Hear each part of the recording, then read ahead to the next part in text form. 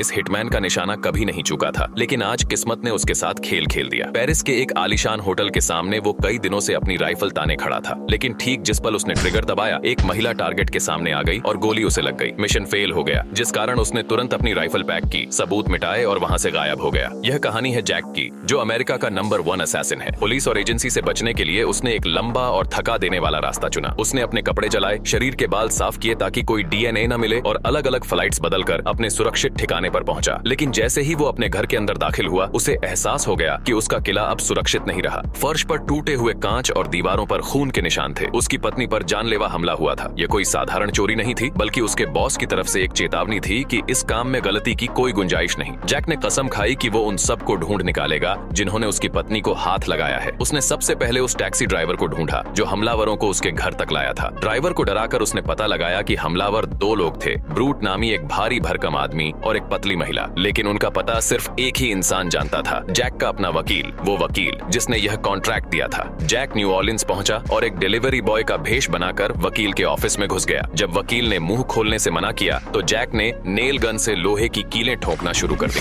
वो उससे जानकारी चाहता था, लेकिन वकील दर्द बर्दाश्त नहीं कर पाया और हार्ट अटैक से मर गया। हालांकि उसकी सेक्रेटरी ने अपनी जान बचाने के लिए सब कुछ उगल दिया। उसने उन दोनों हत्यारों और अरबपति क्लाइंट क्लेबॉर्न का नाम बता दिया। अब उसका शिकार शुरू हुआ। वो फ्लोरिडा पहुंचा जहां ब्रूट रहता था। उस विशालकाय आदमी के पास एक खूंखार कुत्ता था। जैक ने चालाकी से कुत्ते को नशीला मांस खिलाकर बेहोश कर दिया और घर में घुस गया। वहां एक भयंकर लड़ाई हुई। ब्रूट ताकतवर था और उसने जैक को बुरी तरह मारा, लेकिन अंत में जैक ने अपनी फुर्ती का इस्तेमाल किया और उसे ढूंढ दिया और सबूत मिटाने के लिए घर को आग लगा दी। उसका अगला निशाना थी वो महिला हिटमैन। वो न्यूयॉर्क के एक महंगे रेस्टोरेंट में डिनर कर रही थी। जैक चुपचाप जाकर उसकी टेबल पर बैठ गया। महिला ने उसे देखते ही समझ लिया कि उसका अंत आ गया है। उसने अपनी मौत को स्वीकार कर लिया और पूछा कि क्या हम बाहर चलकर मर सकते हैं, लेकिन जैक ने अपने उसूल नहीं तोड़े। उसने टेबल के नीचे से ही उसे गोली मार दी और वहां से निकल गया। अब बचा था आखिरी आदमी, वो अरबपति क्लाइंट जिसने इस पूरे खेल की शुरुआत की थी। जैक शिकागो पहुंचा जहां क्लेबॉर्न एक हाईटेक पेंट हाउस में रहता था। जैक ने उसके जिम से उसकी इलेक्ट्रॉनिक चाबी का क्लोन बनाया और आसानी से उसके घर में घुस गया। क्लेबॉर्न उसे देखकर कांपने लगा। उसने गिड़गिड़ाते हुए बताया कि उसने जैक को मारने का ऑर्डर कभी नहीं दिया था, बल्कि वकील ने अपनी गलती छुपाने के लिए यह कार्रवाई चलवाई थी। क्लेबॉर्न जो सिर्फ डरा हुआ एक बिजनेसमैन था, क्रिमिनल नहीं। ये सच्चाई जानकर जैक ने उसे नहीं मारा, क्योंकि उसके नियमों के हिसाब से दुश्मनों को मारा जाता है, ग्राहकों को नहीं। उसने क्लेबॉर्न को चेतावनी दी कि अगर उसने दोबारा उसके परिवार के बारे में सोचा भी तो वो वापस आएगा। अपना बदला पूरा करके वो वापस पत्नी के पास लौट गया। बाहर से वो शांत दिख रहा था, लेकिन उसकी आंखों का फड़कना बता रहा था कि एक हिटमैन कभी चैन की नींद नहीं सो सकता।